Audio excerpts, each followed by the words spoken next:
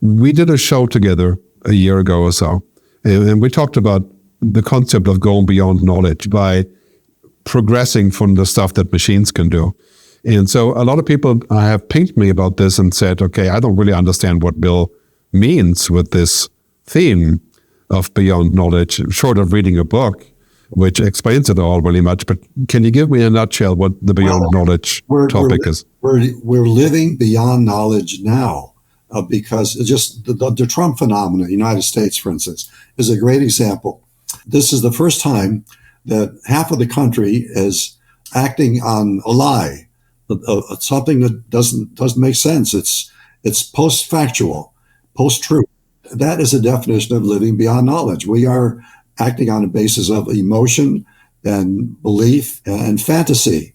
So it's happening right now, and it's being driven by the digital revolution, because the digital revolution has automated all of the knowledge. So it spews out all of this information, which leaves everybody confused. They don't know what to think. And so they rely on their beliefs and what people like Trump say. So we're living beyond knowledge now in a sense that it's objective knowledge it's still important, of course, but it's dominated by beliefs and emotions and whatever. And this is just the beginning. It's an age of consciousness, really. That's a good way to understand Trump. He is a master at shaping consciousness. That's what he's good at. He's created an alternative reality that people believe in. So he's demonstrating the power of consciousness. We're in an age of consciousness, but it's the wrong consciousness. It's bad consciousness. It doesn't accord with reality.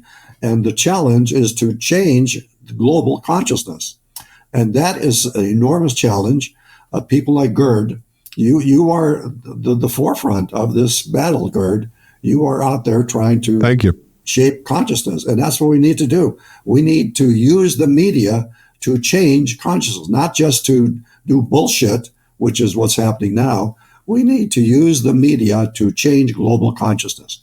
And people like Captain Kirk, his consciousness was changed. We need to do lots of that. And young people, we have to really especially focus on young people, because they're the ones that are going to make this change. They're the ones that are going to have to do the work. I think, there's a shortage of people who do that as compared to, say, 50 years ago, where there was ample of people after World War II who were talking about these new possibilities. So if you're going back to our own professions, people like Alvin Toffler, Buckminster Fuller, Barbara Hubbard, they're talking about these kind of things. Now this kind of conscious department, so to speak, that is really where we're looking at, the Dalai Lama or Deepak Chopra or Sadhguru. They talk about these kind of things. But these topics haven't gotten lost. And it's a shame, because when we listen to what's being said by the United Nations, by Antonio Guterres, who speaks about these things also, by reminding us that if we don't develop this together and we don't develop the consciousness and the will to collaborate, then our time will time out. Because basically that means we're going to invent more things than we can handle. And AI is one of those things where we clearly have invented something so powerful, more than nuclear in many ways, that could be our salvation or our peak of things, or it could be our death. And so that is really a question of this conscious development. I feel like, if we're looking around us, most people that have done this work are very old people now. Like Noam Chomsky, he's been doing that for, 75 years. Right. And in the final analysis, I like the idea that the world is evolving as it should. It's behaving as it's destined to behave. I think within a few years, before this decade is out, I think we're going to see consciousness shift. Global consciousness, I think, is going to change. I really do believe in the concept of an age of consciousness. We're in that now. And it has its own logic. It has its own forces that are at play. And I do think that somehow, I don't think any of us can predict how, but I think consciousness is going to shift.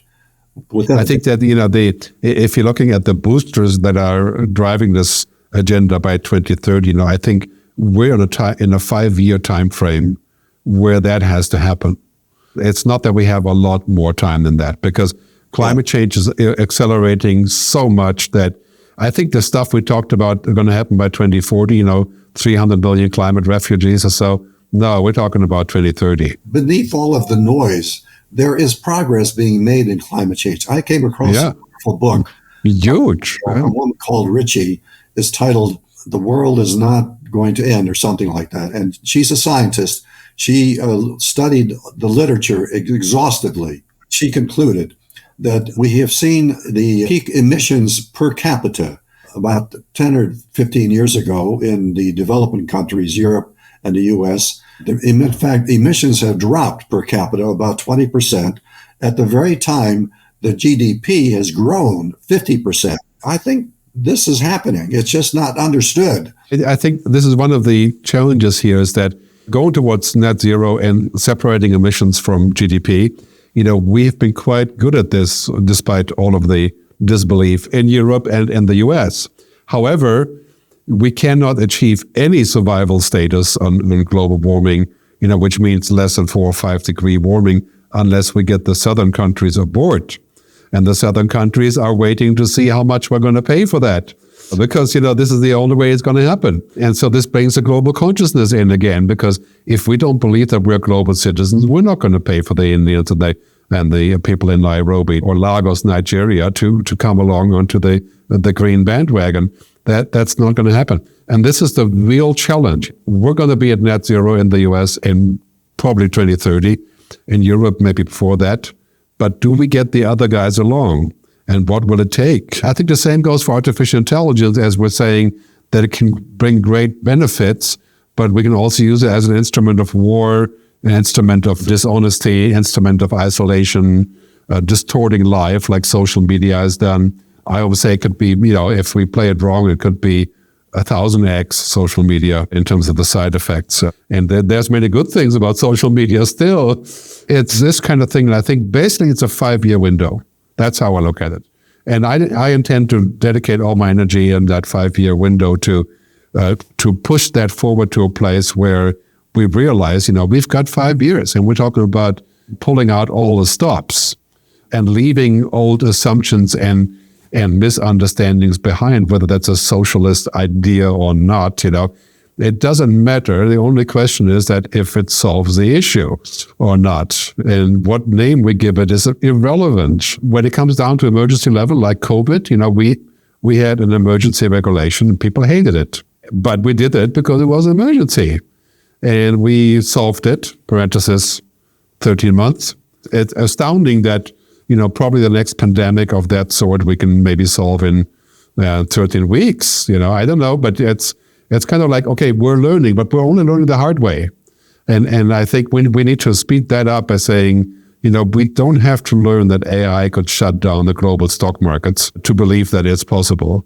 We could collaborate on safety and security before that, without having the stock market go offline for 3 weeks and causing a $15 trillion economic crisis, which the chairman of the SEC, Gary Gensler, said the other day, this is the most likely thing to happen when AI runs out of control, is that stock markets crash or we have a global breakdown in air traffic regulation, basically stranding 700,000 planes in the air. It's possible, but I think it's unlikely. I think it'll be okay. Bill Gates is not a dummy. He thinks that this is just another technology that we will adapt to. Of course, mistakes have been made in other technologies like cloud computing and mobile technology and so on and so on. But the magnitude of mistakes that can be made here, for example, distortion of people's opinion. And Gary Gensler talked about this at length. I think he said basically that this will not happen because there's an AI that has evil intention towards the stock market, but it is an AI that manipulates people buying and selling decisions with untrue facts. And that results in a global meltdown when everybody gets the wrong idea and makes the wrong decisions. And this is where I appreciate Apple's path towards saying, this is really about security and privacy and efficiency and the use of it rather than the sort of panacea that OpenAI is promising. And this is why I think it's extremely dangerous to have companies like OpenAI essentially engage in a public manner as if they had the right to decide what happens to the rest of us. Well, yeah, if Apple is successful in its use of AI in their limited way, I think that'll set a good precedent for the rest of the industry. But let's get back to changing consciousness using the media. I think that's really where it's at. Not only am I impressed with what you're doing, but in my own way, I've tried to do that a number of ways. One thing I did, I started a project called the Portal to Global Consciousness. Yeah, I saw that. Envision this as a website that would allow anybody to experience global consciousness, that would just take them through a series of presentations of some kind so they would experience it the way Bill Shatner did. And I'm still trying to somehow to do that. And then I have another idea. I just offer these as an example of the need to somehow use media to change consciousness. The other project I have in mind is to create an online model of the corporation as a socio-economic system, which shows all of the stakeholders and the social costs and benefits they all experience, and make it like a game so that anybody can go in there and play with this and to see how the corporation behaves in social terms as well as financial terms. And it would be attractive, like a game. I think that could change. Great idea.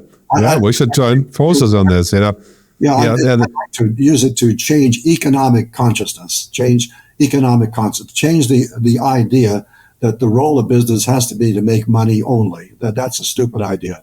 I think very much the same direction. I've suggested to several people that I work with and clients to create a Congress of the Good Future.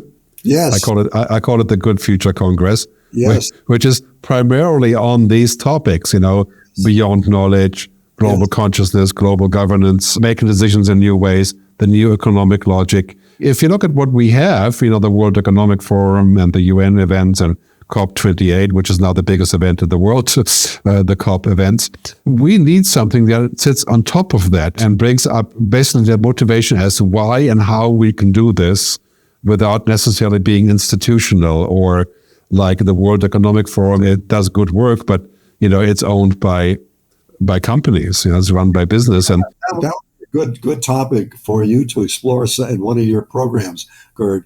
How can we use the media to change consciousness? That would be a great topic, to explore creative ideas, ways to do it, because that's what's needed, to use the media for good. The media has been treated like a sewer so far. People hate the social media, but it's really a tool. It's a very powerful tool, and it could be used to change consciousness in the right way. That would be a wonderful challenge. It'd be nice to go back to that, and we used to have media organizations like this, and we have the remnants of it, like public television or the BBC Hard Talk or things like that, But it's interesting to see that everything is funded with very large numbers. When it's streaming movies about Colombian drug lords, that's funded with lots of money. But the stuff that we really need is not funded at all. It's voluntary donations, and at least that is different in Europe because we have public TV.